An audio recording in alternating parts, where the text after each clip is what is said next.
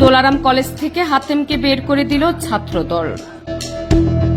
নারায়ণগঞ্জের তোলারাম কলেজের একটি অনুষ্ঠান থেকে নিট গার্মেন্টস ব্যবসায়ীদের শীর্ষ সংগঠন বিকেএমই এর সভাপতি মোহাম্মদ হাতেমকে বের করে দিয়েছেন ছাত্রদলের নেতাকর্মীরা।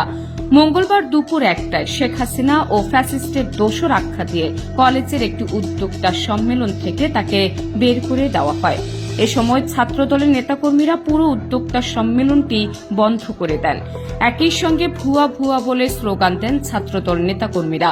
এই ঘটনার ভিডিও মুহূর্তের মধ্যেই সামাজিক যোগাযোগ মাধ্যমে ভাইরাল হয়।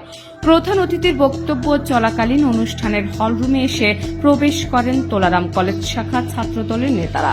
এর আগে একাধিক সভা সমাবেশে বিএনপি ও এনসিপির নেতাকর্মীরা মোহাম্মদ হাতেমকে ফ্যাসিস্টের দোসর আখ্যা দিয়ে সমালোচনা করেন এবং তাকে সরকারি বেসরকারি কোনো অনুষ্ঠানে আমন্ত্রণ না জানানোর জন্য অনুরোধ করা হয়।